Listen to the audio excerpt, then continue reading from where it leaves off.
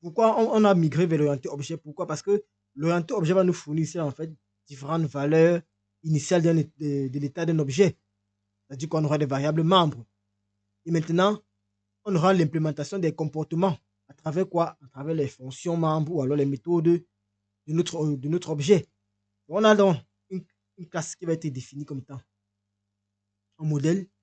Et maintenant, ce modèle-là aura des propriétés et des méthodes. Les méthodes vont agir donc sur les propriétés, manipuler donc les propriétés.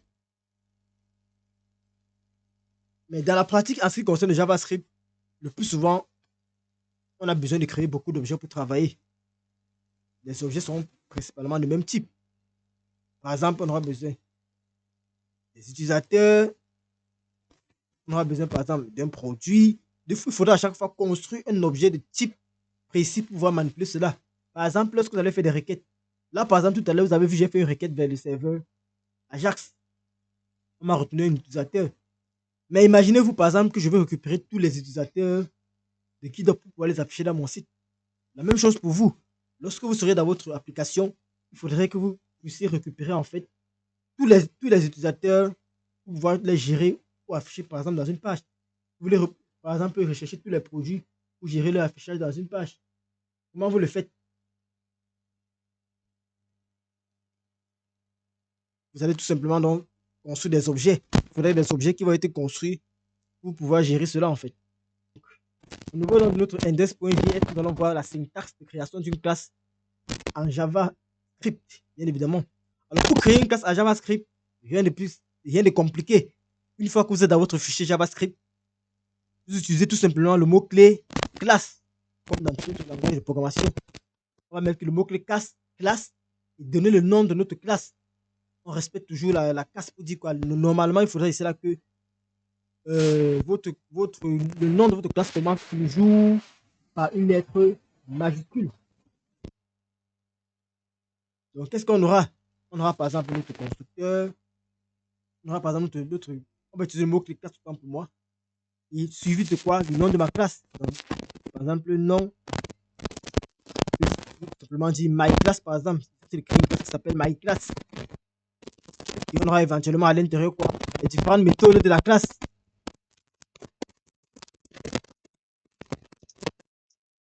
Donc là, c'est juste la syntaxe de base. Et l'une des principales méthodes qu'on a lorsqu'on construit des classes, c'est quoi? C'est le constructeur.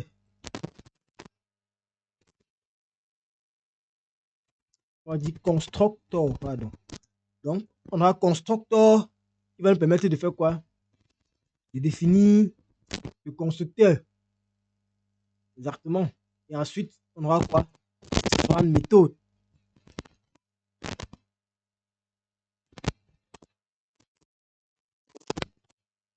Ainsi de suite. Donc, méthode 1, méthode 2, méthode 3, méthode 4 et méthode 5. Donc, voilà un exemple d'utilisation en fait de création en fait d'une classe en JavaScript. Bien évidemment, je vais dire ça comment? Pour pouvoir initialiser notre classe, qu'est-ce qu'on fait? Vous vous rappelez très bien de la syntaxe. Vous faites.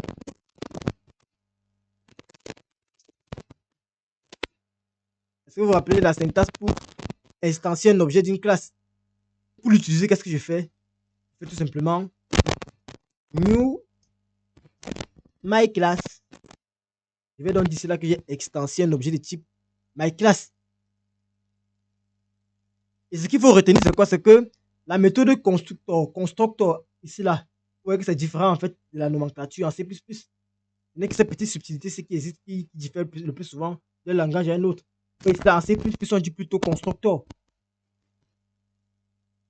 Or, en langage Java ou bien en langage C++, pour définir le constructeur, on appelait directement tout simplement le même nom que le nom de la classe. Or, maintenant, avec avec JavaScript, le constructeur se définit avec la méthode constructor plutôt. Donc, la méthode constructor sera là automatiquement appelée à new lorsqu'on va vouloir extenser un nouvel objet. Lorsqu'on va vouloir initialiser un nouvel objet, directement la méthode constructor va être appelée. Donc, on va voir un exemple très pratique. Là, c'était facile, c'était la syntaxe.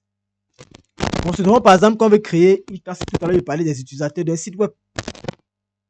Si je veux créer les utilisateurs d'un site web, les utilisateurs qui représentent par exemple les utilisateurs d'un site web, qu'est-ce que je fais? Je crée tout simplement ma classe. Je les appelle par exemple le plus souvent user.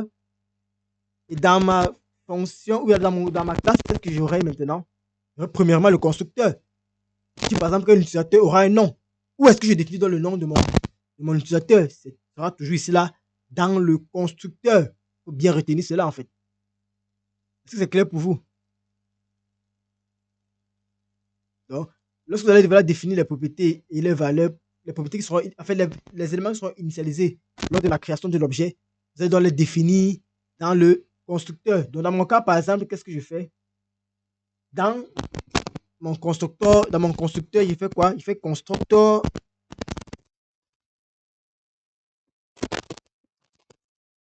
Il prend, là, par exemple, je vais juste prendre le nom. Je prends name et je vais dire quoi?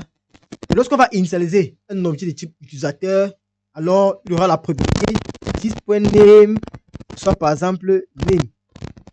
Donc, il y aura un attribut de type, une propriété ou alors une variable membre qui va s'appeler name et la valeur sera initialisée à la valeur qui a été prise en paramètre. Une fois que j'ai défini mon constructeur, qu'est-ce que je peux donc faire? Je peux écrire une méthode par exemple pour afficher le nom de l'utilisateur en question. J'ai dit par exemple, dis bonjour. Bon, on va dire ça en anglais. Donc ma première méthode, c'est par exemple hello. Mais on dit c'est hello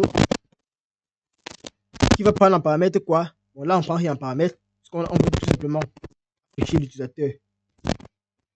Le nom de l'utilisateur avec la fonction alert. Qu'est-ce qu'on fait donc?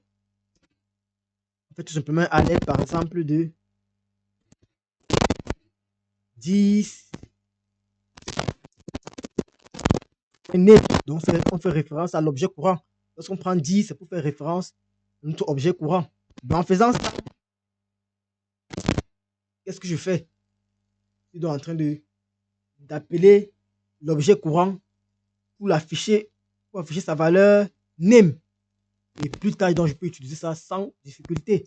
Donc, si je veux créer un utilisateur, qu'est-ce qu'il fait donc?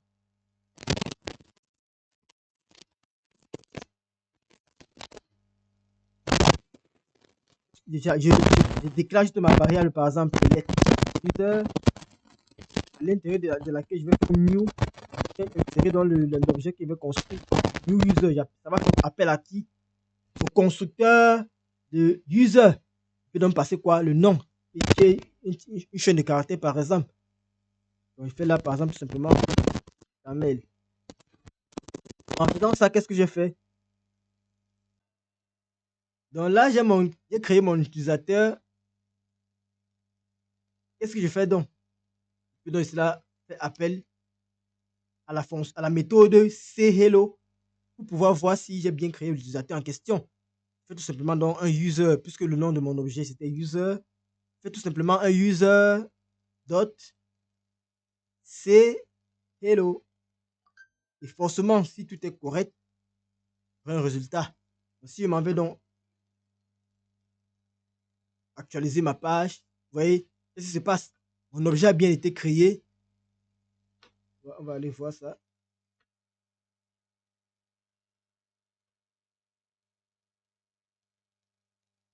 Mon objet a bien été créé. Il affiche bien quoi? Le nom de l'utilisateur, comme indiqué dans le code, quoi. Est-ce que c'est clair pour vous? Jusqu'ici. Donc, vous voyez que la syntaxe de création d'une classe en JavaScript, elle est très facile. Hein? Donc, vous utilisez tout simplement l'objet new pour pouvoir instancer un nouvel objet. Et quand vous le faites, un nouvel objet est créé. Et le constructeur, lui, va faire comment? Il va s'exécuter avec les différents arguments que vous lui passez. Et donc, va assigner dans ce cas, par exemple, la valeur que vous avez passée qui est camel à quoi? À 10.name. Est-ce que c'est clair? Et une autre chose que vous devez retenir, c'est que en JavaScript, regardez très bien, lorsque je définis mes différentes méthodes, je ne sépare pas par quelque chose. Je peux dire par exemple une fonction, par exemple, il peut ajouter une méthode par exemple qui va dire par exemple, qu'est-ce qu'on peut dire par exemple, profil, profile, qui permet par exemple de modifier le profil, un truc comme ça. Vous allez très bien voir que entre mes différentes méthodes, en fait, il n'y a pas de séparation. Il ne faut pas confondre comme d'autres langages. Il n'y a pas de séparation, c'est-à-dire quoi? Il n'y a pas de point-virgule, par exemple. Après une méthode, il n'y a pas de virgule, en fait. Est-ce que c'est clair pour vous? Bon. Si vous regardez un peu la syntaxe, c'est là où vous devez me dire que bon, c'est presque différent en ce qui concerne, par exemple, comme le C++.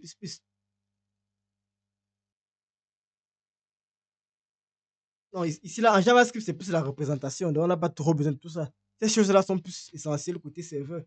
Ici, là, puisqu'on fait plus de la représentation forcément, c'est vu dans le navigateur du client. Donc, il n'y a aucune utilité à dire que vous allez faire tout ce que vous dites là, en fait. Il n'y a aucune utilité. Ce n'est pas ici, là, on ne gère pas, en fait, des fonctionnalités ou bien des services où on va abstraire quelque chose. Non. Tout le code, c'est côté front-end. Donc, il n'y aura aucune utilité à venir ici, là, dire on veut que la classe soit privée. Mais c'est vrai qu'on peut toujours, hein, parce que si vous faites hériter votre code aux utilisateurs, c'est possible. C'est possible en fait de définir des accessoires et des imitateurs.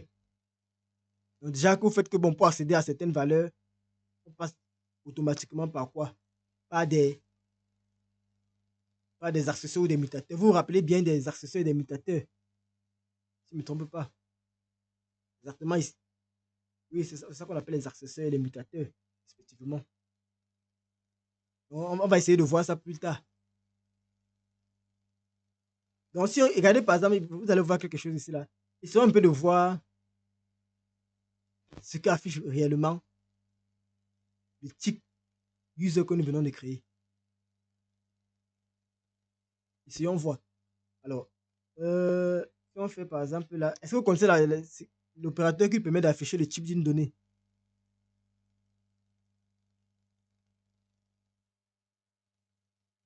D'afficher le type d'une donnée en fait. Je vais faire alert, exactly. Je vais faire un type of user. Donc, il veut voir le type. De quel type est user que nous venons de créer. Selon vous, ça va être quoi?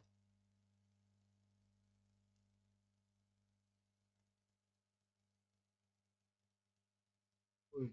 Ça ne vous fait pas penser. Qu'est-ce que ça vous dit? Quand lorsqu'on vous dit c'est là que class user est comme une fonction.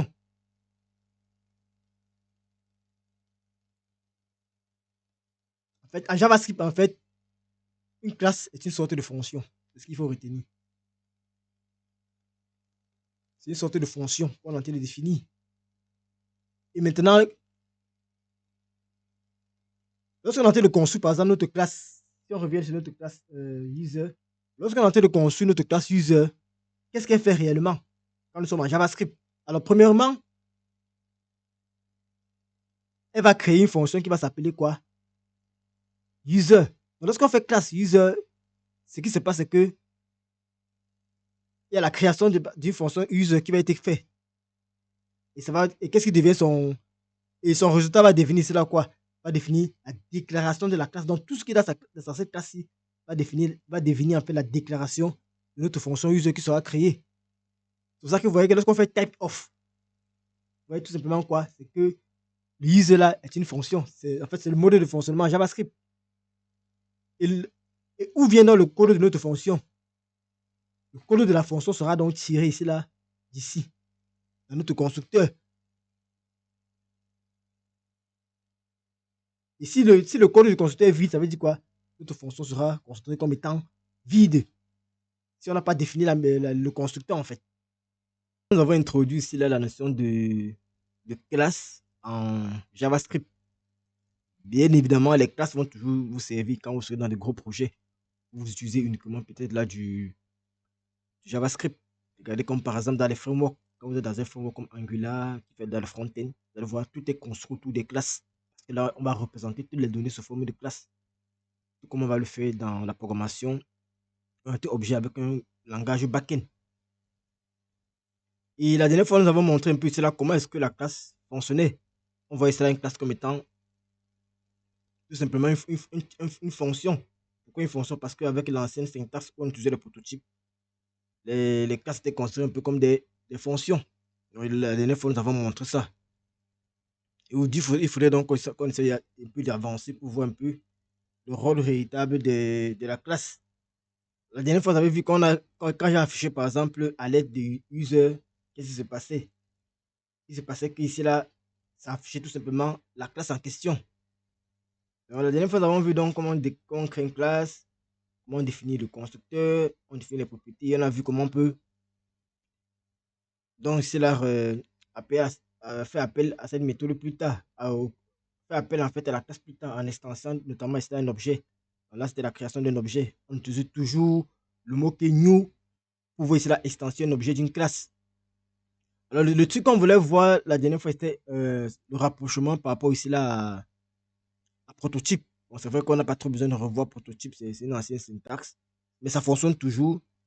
Si vous avez besoin de voir, vous pouvez tout aller consulter la documentation. Parce que on voit ici là les classes comme étant ici, comment expliquer ça? Lorsqu'on a par exemple une classe en fait, ou bien avant en fait, lorsqu'on avait une classe, ou bien lorsqu'on a même une classe, on peut toujours ajouter des méthodes à cette classe en passant par le prototype. Et c'est quoi le prototype en fait? Lorsqu'on parle de prototype, en fait, le prototype était une fonction qui était associée à une propriété du constructeur par défaut en fait. Donc lorsqu'on a un constructeur par défaut, le prototype sera toujours associé à cela. Et maintenant, lorsqu'on a accès au prototype qui est une propriété, on pourra donc ajouter des fonctions en passant cela par le prototype. Par exemple, dans notre cas de l'autre jour, si par exemple on a notre classe Yellow, qu'est-ce qu'on peut faire en utilisant le prototype? Donc, étant donné que le prototype est une propriété par défaut à un constructeur qui est passé, un constructeur par défaut, il précise bien, qu'est-ce qui se passe? Si je viens par exemple là et que je fais par exemple, si je prends le nom de la classe user.prototype, je peux donc définir une nouvelle méthode. Il peut dire par exemple, la méthode va dire c'est par exemple name. La méthode va permettre de dire le nom de quelqu'un. Étant donné que c'est une méthode, je peux donc créer une fonction anonyme. À l'intérieur de cette fonction, qu'est-ce que je fais? J'implémente tout simplement la fonction que je veux. Donc, c'est une méthode, bien évidemment. Je peux faire tout simplement à l'aide de quoi? De 10.name, puisqu'on avait déjà un attribut name qui existait. Donc là, qu'est-ce que j'ai fait? Je suis passé donc par la propriété prototype qui existait déjà pour donc ajouter une fonction, une méthode autant pour moi, à mon objet constructeur qui existait par défaut, en passant par quoi? Par le nom de notre classe. Bon, cette méthode-ci, elle s'exécute uniquement quoi? Lorsqu'on a défini des fonctions, parce que les prototypes, on utilisait les prototypes quand on définissait en fait les fonctions. Donc, si on veut réécrire et pour faire fonctionner cette méthode-ci, il faut au préalable qu'on ait défini quoi? Notre utilisateur comme étant quoi? Comme étant une fonction qui peut en paramètre un nom et attribue la valeur name à cela. Donc, ce qu'il faut faire pour faire fonctionner ceci, c'est quoi? On va tout simplement créer une fonction constructeur. Une fonction constructeur, c'est tout simplement une fonction.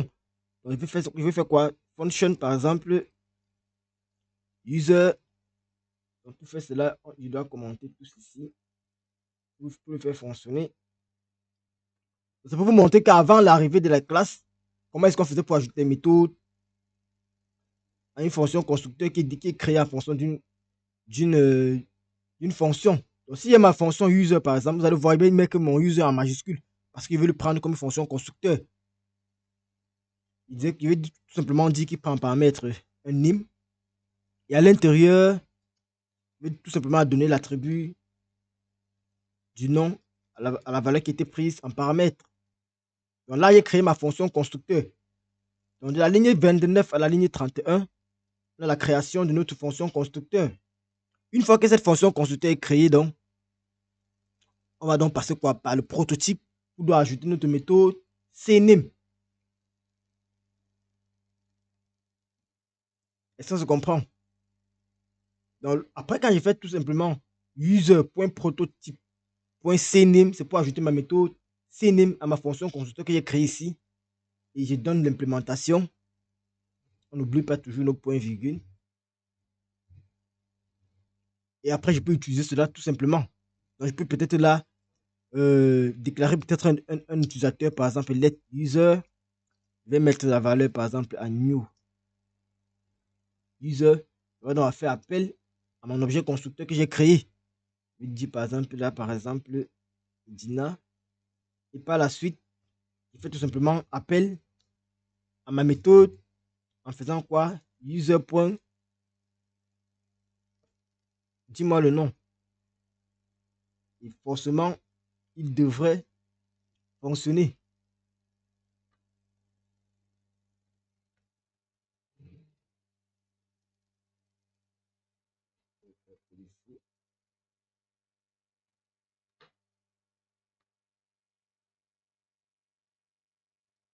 Dites, ouais, ça fonctionne normalement.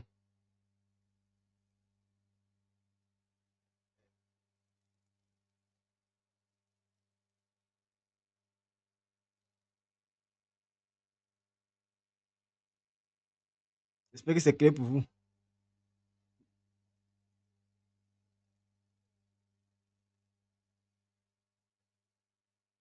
Là, on a notre fonction donc, qui utilise quoi?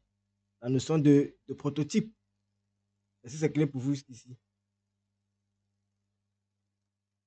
Donc, enfin, la notion de prototype, c'est une notion plus ancienne en fait. C'est très ancienne et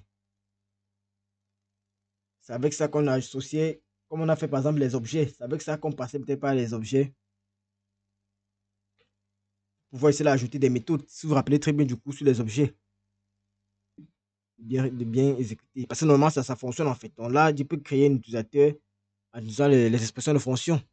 Donc je déclare là mon utilisateur, je mets dans une clé, il fait reçoit classe. J'espère que là c'est bien une minuscule. C'est bien une minuscule. Ah oui, c'était la majuscule, c'était l'erreur. Ok, là j'ai classe.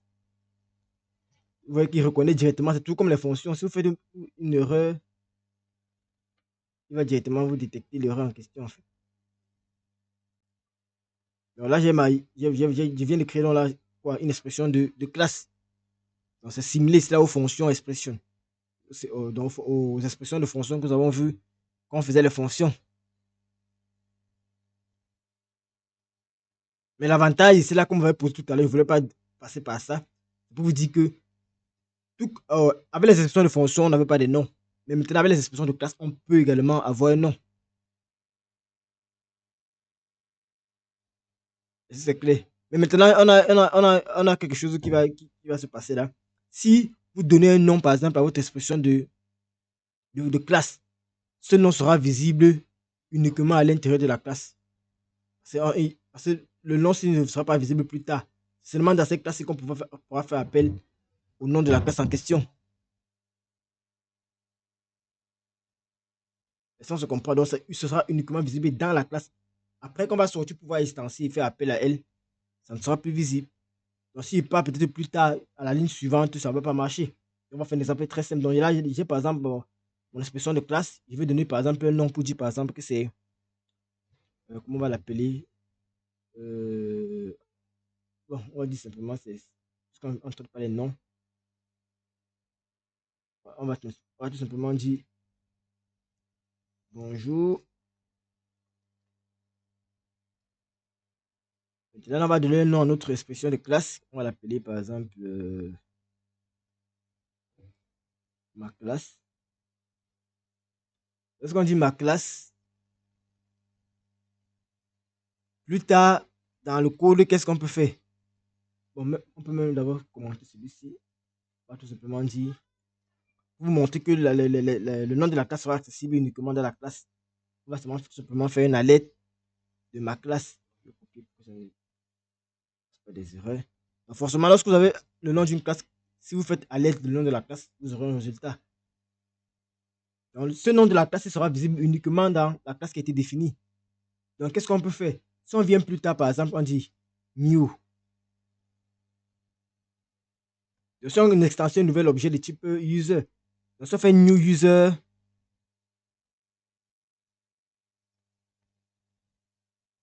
on va créer là un nouvel utilisateur. Et on peut directement faire appel à sa méthode. C'est hello. Ok, donc j'ai let user qui est bien ma classe. Après, il fait une méthode de Sehilo qui affiche tout simplement la classe en question. Et après, il instancie un nouvel objet que j'appelle directement la méthode dessus. Normalement, c'est censé fonctionner.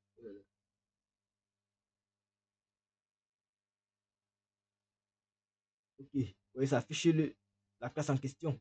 Mais maintenant, tentons d'afficher la classe hors de la méthode. Vous allez voir très bien que ça ne peut pas fonctionner. Vous dites,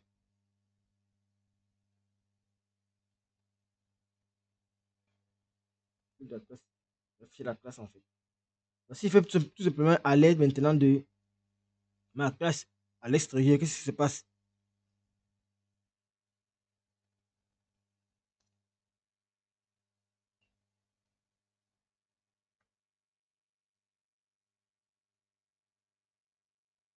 Forcément, ça ne fonctionne pas.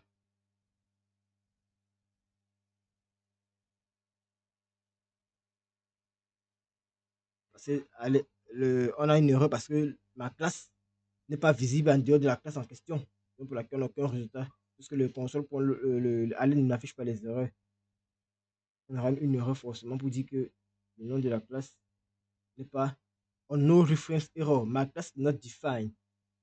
Il ne connaît pas le nom de ma classe à la ligne que nous avons précisée à la ligne 47 comme indiqué dans notre code.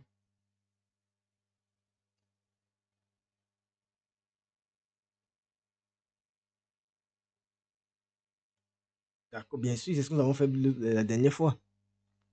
Puisque là, il aura accès à cette classe en question. C'est ici, là, maintenant, qu'il n'a plus accès, en fait. Ça, c'est les petits trucs que vous pouvez savoir. Vous pouvez également, ça peut vous permettre également de créer des classes de manière dynamique. Lorsque je parle de la création de classes de manière dynamique, vous comprenez déjà. C'est-à-dire qu'on va créer des classes en fonction peut-être d'un certain nombre de paramètres qui a été pris.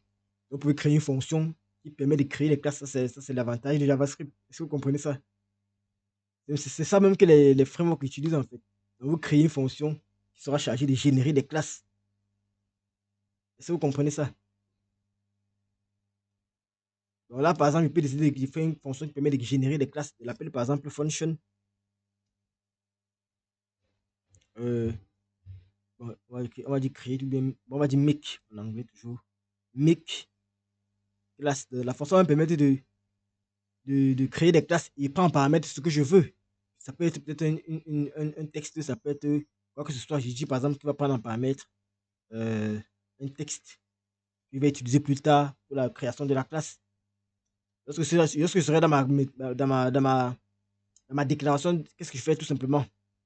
Je vais tout simplement retourner une classe. Et si je retourne une classe, ça voudrait dire quoi? Ça voudrait dire que c'est une expression de fonction. Est-ce que c'est clair? Puisque le rôle de l'expression de fonction, c'est de retourner une fonction qui retourne quelque chose. Là, il peut donc retourner ma classe et je fais quoi? Je finis tout ce que je veux, que ce soit le constructeur, les méthodes, ainsi de suite. Moi, je vais tout simplement définir. Il y a une erreur quelque part ici, oui. Je vais tout simplement définir une méthode qui permet de documenter ça.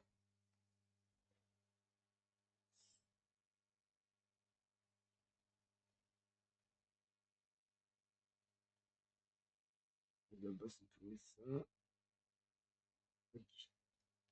vous voyez que j'ai créé une classe qui permet de générer des fonctions. À partir de ça, je peux donc créer autant de classes que je veux en fait. Je peux créer une classe qui permet de créer un utilisateur qui dit bonjour. Je peux créer une classe qui dit peut-être bonsoir, et ainsi de suite. C'est simple. Donc, si je veux peut-être créer mes classes, la première classe, par exemple, je peux dire par exemple let user, fait quoi, make, je peux simplement make classe, je passe en paramètre ce que je voulais. Ça peut être que je voulais paramétrer quoi, le nom qui s'affiche comme tout à l'heure. Ici, là, il peut dire que bon, paramètre-moi plutôt l'affichage en fait. Ça peut être que je veux paramétrer plutôt l'affichage.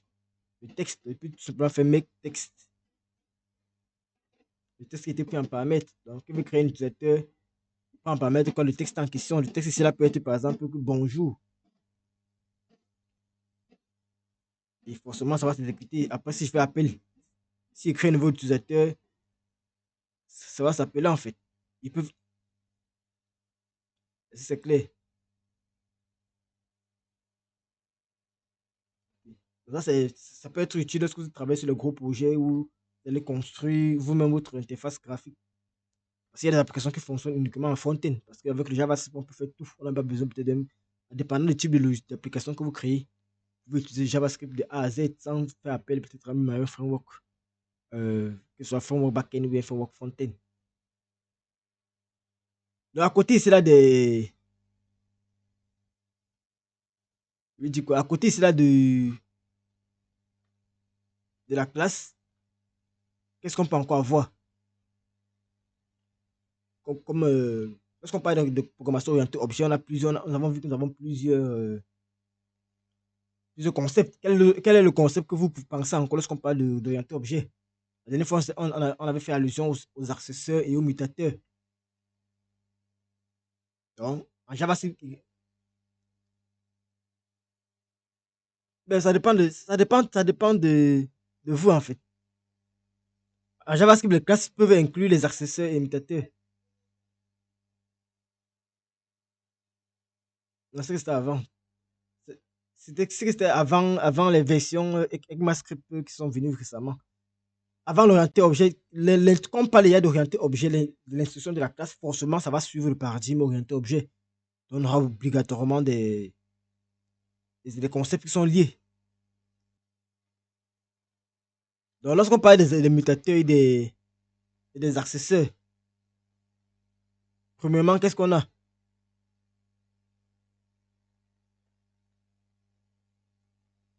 Donc, pour faire un exemple, on va déclarer toujours notre classe. Bon, est-ce que c'est mieux que je copie? On gagne en temps. Bon, on parle toujours qu'il faut un constructeur. Le constructeur n'est pas. Bon, forcément, il y a toujours un constructeur. Si on parle de mutateurs, parce que bon, ça dépend de nous. Parce que si vous regardez même à C++, lorsqu'on crée les mutateurs et les constructeurs, ça ne tenait pas toujours compte du constructeur. Parce que dans le constructeur, on peut invoquer cela, mais on n'a pas toujours fait. Mais c'est intéressant. Pourquoi? Parce que dans le constructeur, on peut invoquer un accesseur, c'est-à-dire un setter. Forcément, en JavaScript, ça va le faire. Parce que si on a déclaré un setter, forcément, dans le constructeur, on va l'invoquer. Parce que dès qu'on aura un attribut, par exemple, qui sera, dont on a défini un secteur, forcément, en JavaScript, lorsqu'on sera dans son constructeur, on va faire donc invoquer cela. On va faire un exemple très simple. Je vais copier le code, là, ça va perdre du temps. Donc, on a par exemple une classe user, et qu'on a notre constructeur, on a dit constructeur, qui peut en parler, par exemple, name. Donc, on supposait que on a une propriété name. Name, ici, là, on est obligé d'avoir le constructeur parce que la création des classes en JavaScript est différente de celle de C++ déjà. C'est pour ça que la question que vous m'avez posée n'était pas vraiment utile. Pourquoi? Parce que en JavaScript, si vous avez compris la dernière fois, j'avais dit quoi? Les propriétés, on les donne, on les mentionne où? Dans le constructeur. Et une fois qu'on est dans le constructeur, ça veut dire qu'on va invoquer directement les accesseurs. Donc, je suppose par exemple que j'ai l'attribut name. Donc, il fait 10.name, qui est le nom d'utilisateur qui va recevoir quoi? Il va recevoir name. Puisque c'est clair. Donc, si maintenant là, je suis dans ma classe, je vais définir un getter qui va me permettre de récupérer le nom. Qu'est-ce que je fais? Je déclare tout simplement get. Le mot-clé get, je donne le nom. Comme on l'avait dit, le nom de l'attribut. Un getter ne prend pas de paramètres. Il retourne tout simplement quelque chose.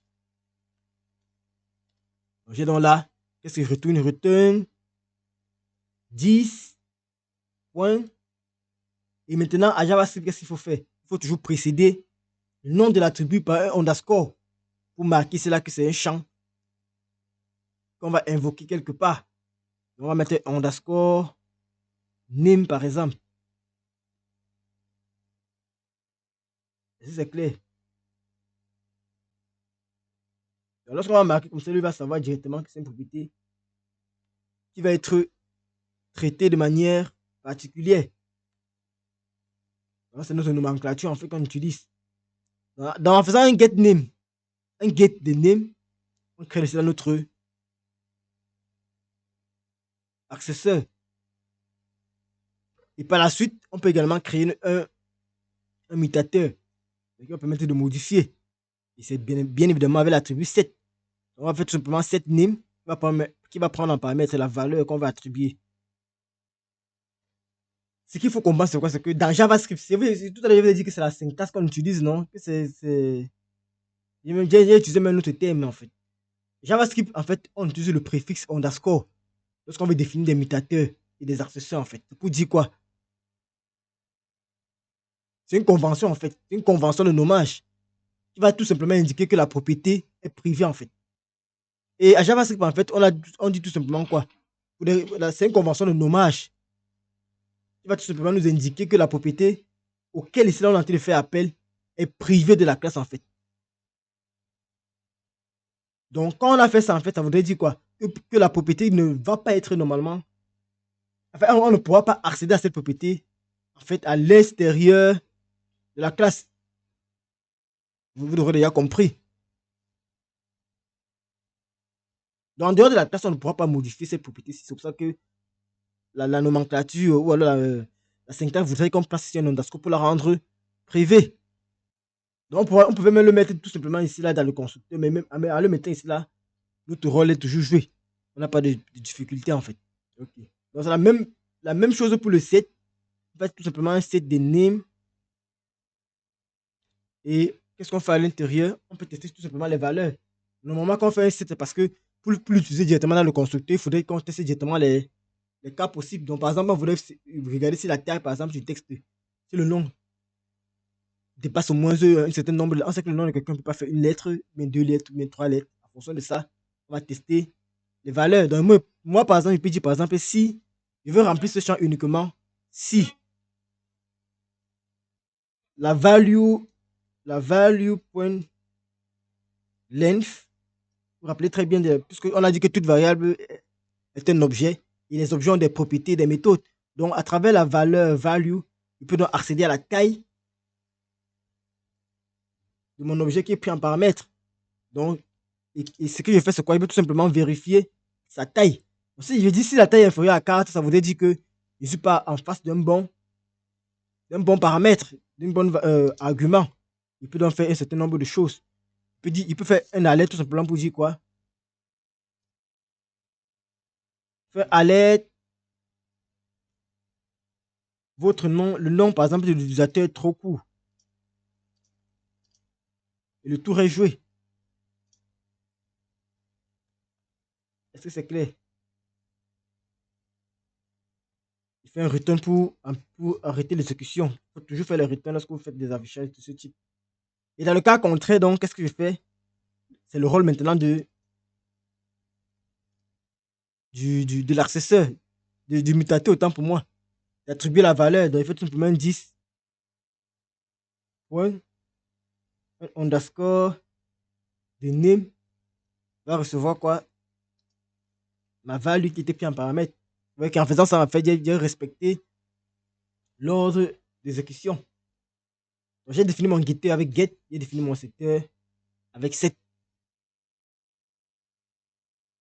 Et puis donc c'est là dorénavant utiliser ma classe user de manière convenable quoi. Pour l'utiliser, c'est simple. Qu'est-ce que je fais?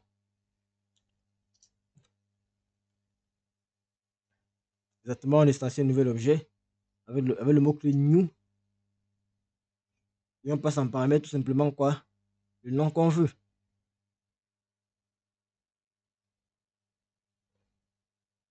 Si je fais, j'ai instancié un objet de type user. Il peut donc afficher mon utilisateur si je veux.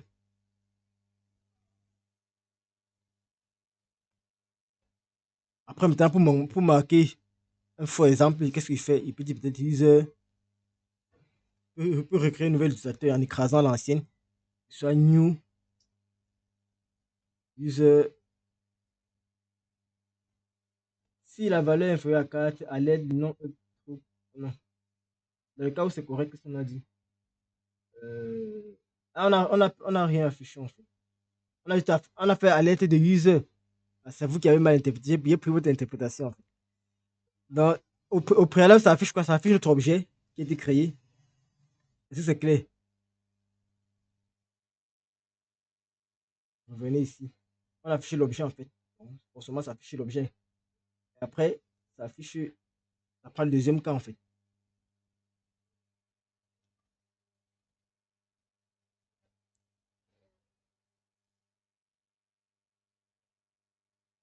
Il dit,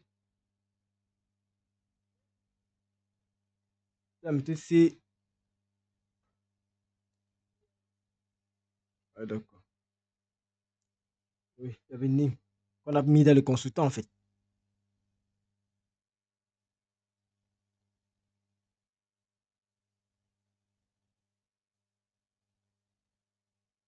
Donc, ouais, que dans ce que nous avons fait jusqu'ici, là, en fait, qu'est-ce qui s'est passé?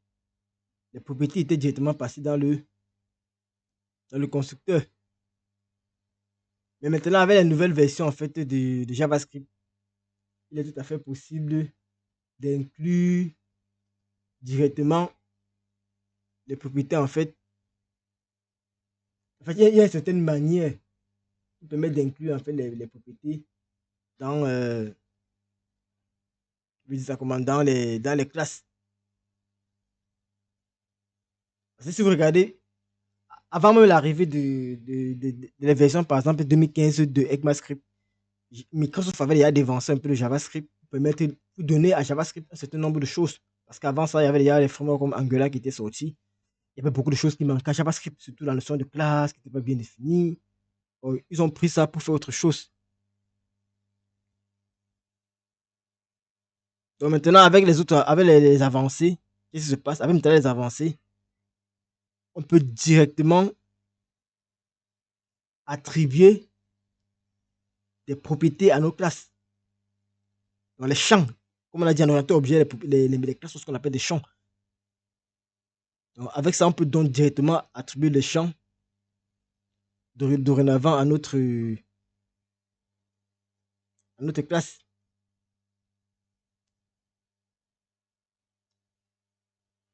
Et comment on l'a fait avec, avec la programmation C++, on peut le refaire ici. On va tout simplement commenter ça pour permettre de revoir plus tard.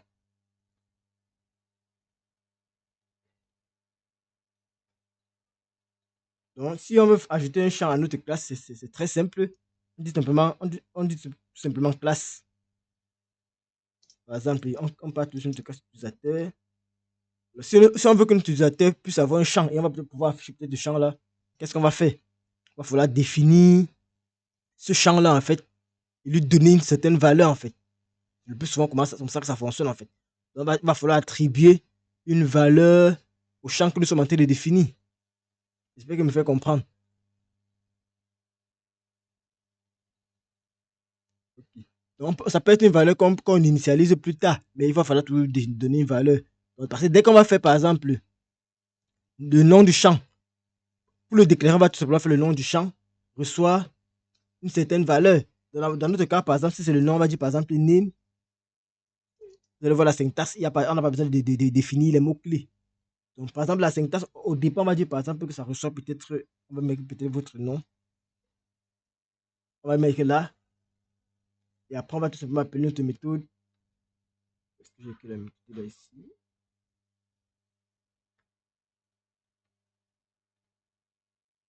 On va appeler notre ancienne méthode. Tout comme on peut également mettre notre constructeur pour travailler en fait.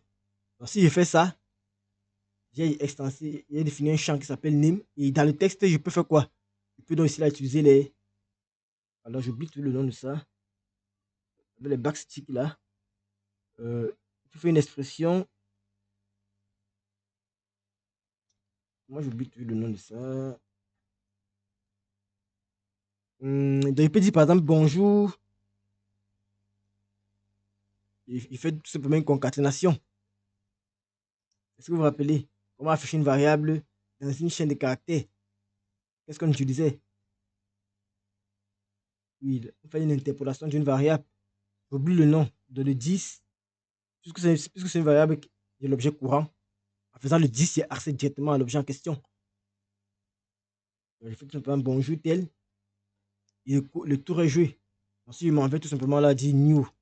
de cet instant-ci, j'affiche new user.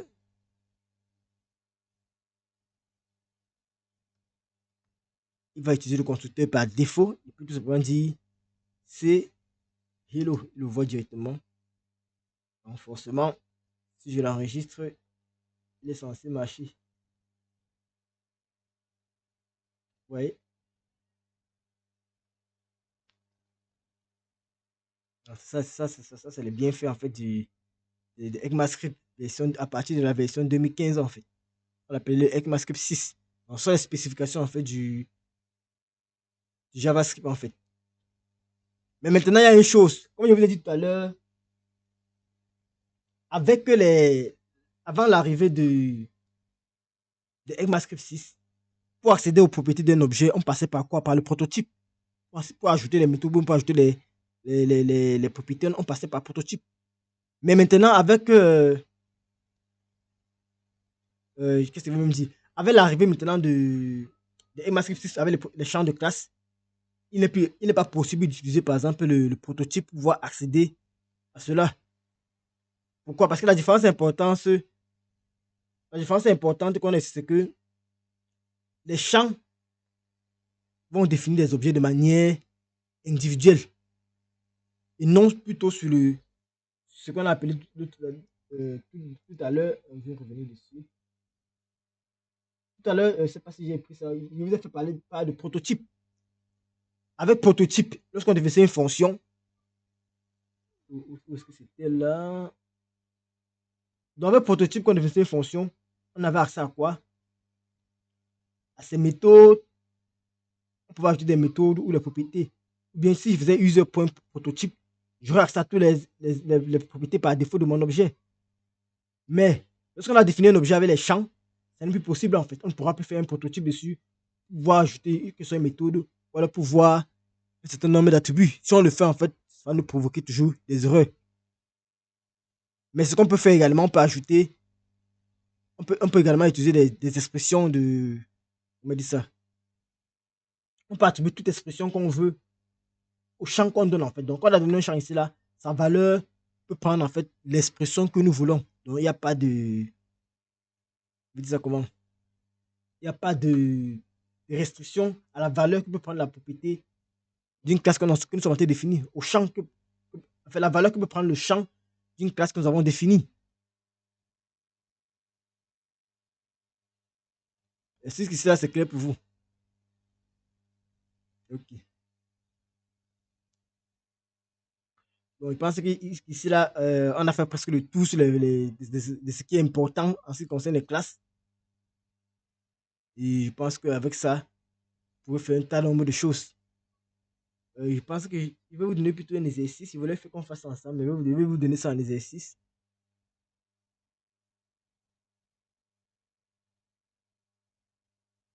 Je vais vous donner un exercice. Bon, je vais mettre ça dans la fiche d'exercice que vous dites ça maintenant.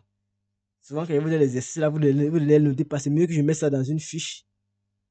Et je vais vous demander de transformer un code existant, en fait, en code objet, orienté objet, en utilisant les classes tout simplement. Est-ce que vous êtes partante?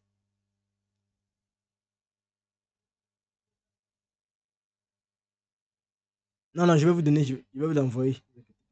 Il y a une fiche d'exercice que j'ai commencé à préparer à partir de Ajax. Donc, on va terminer là, je vais vous envoyer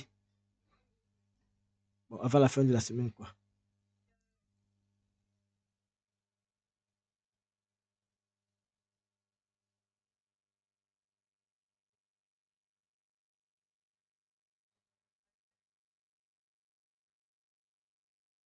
Oui, on va faire les TP dessus. Comment il pense qu'on va faire les TP, vous allez mieux comprendre. On va faire une TP d'utilisation.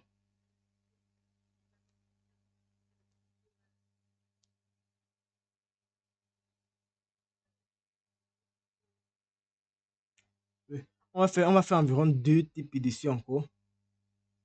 On va voir comment faire des requêtes post. Et maintenant, on va voir comment est-ce qu'on va faire des appels. On va chercher un exercice, un TP. Bon, peut-être il y a plusieurs TP en ligne, hein. Il y a plusieurs, je disais, il y a plusieurs librairies en ligne, API en ligne, c'est ce que je voulais dire. plus permettre de faire certaines choses. Donc, ce qu'on va faire, c'est quoi? On va tout simplement essayer de trouver une API, peut-être pour les films, peut-être pour les musiques, peut-être même pour Spotify. Spotify, essayer de récupérer les musiques, les films, dans un le film, il y a les afficher. Donc là, on va bien utiliser la notion de feature, ainsi de suite. Donc, c'est pas compliqué en fait. Tout ce qu'on fait lorsqu'on travaille de nos jours, c'est, par exemple, quand vous voyez les applications mobiles qui ont un back-end, ça se fait toujours, par exemple, en utilisant. Bon, c'est vrai qu'il n'y a pas trop de Java, c'est pas le JavaScript là-bas, c'est plus à côté du langage que vous utilisez. Mais si vous faites du mobile avec des trucs front-end, comme le React Native, forcément, vous allez utiliser les fetch. Parce qu'il y a plusieurs méthodes pour créer des applications mobiles, par exemple. On fait toujours appel aux API. Parce que là, le back-end qu'on crée, en fait, on l'expose sous forme d'API. Et on consomme tout simplement cette API-là. Si vous faites avec React Native, ça veut dire que vous allez faire avec JavaScript. Si vous faites avec un langage différent, peut-être un Flutter, vous allez faire tout simplement avec Dart. C'est presque le même principe, en fait. Vous allez tout utiliser les features. On les appelle les features. D'autres langages appellent ça les features. Donc, le fait de récupérer des données qui ne sont pas encore disponibles. C'est ce que nous avons appelé en JavaScript quoi. Donc là, on faisait les promesses. En JavaScript, c'est ce qu'on appelle les promesses en fait. Donc il y a toujours les notions. Cette notion-là, vous n'allez pas échapper en fait, quel que soit ce que vous faites. On appelle, d'autres langages vont les appeler les futures, d'autres vont les appeler les promesses. Les promesses en JavaScript parce qu'on ne connaît pas si ça vient ou pas. Et maintenant, on aura toujours, quel que soit le langage, vous allez tout voir, soit await, soit async. Ça va toujours exister dans presque tous les langages. En fait, ça existe dans presque tout en fait, programme avec Flutter, ça existe. JavaScript, ça existe. Ainsi de suite, tous les langages qui font la synchronicité, quoi. Je pense que je vais dire ça comment, la dernière partie, hein, en ce qui concerne les classes, vous connaissez à quoi peuvent vous servir les classes. Vous définissez par exemple un utilisateur dans une application. Si par exemple vous voulez récupérer un utilisateur en base de données, vous voulez récupérer plusieurs utilisateurs, vous n'allez pas récupérer plusieurs utilisateurs dans des variables. Vous voyez que c'est assez, c'est pas joli, quoi. Donc, c'est fastidieux. Il faudrait qu'à chaque fois que vous récupérez les données en base de données, vous les convertissez directement en objet. Et pour les convertir en objet, il faudrait que vous ayez une classe qui va permettre à chaque fois lorsque les lignes sont récupérées, vous transformer dans ces lignes-là en utilisant le objet. Et c'est clair. Ok. Donc si par exemple dans mon site, j'ai les utilisateurs que je gère, ou alors les personnes que j'ai, il faudrait que lorsque je récupère ces informations dans la base de données de manière synchrone, je puisse construire directement les objets comme je peux les utiliser dans ma page.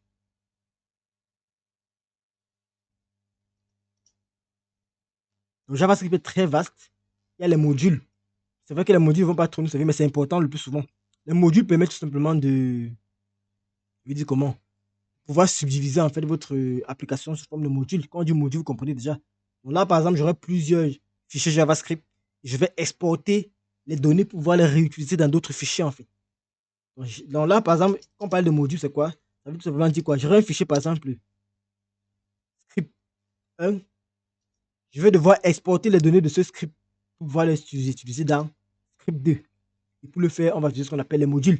Donc on va déclarer notre script 1 comme étant un module.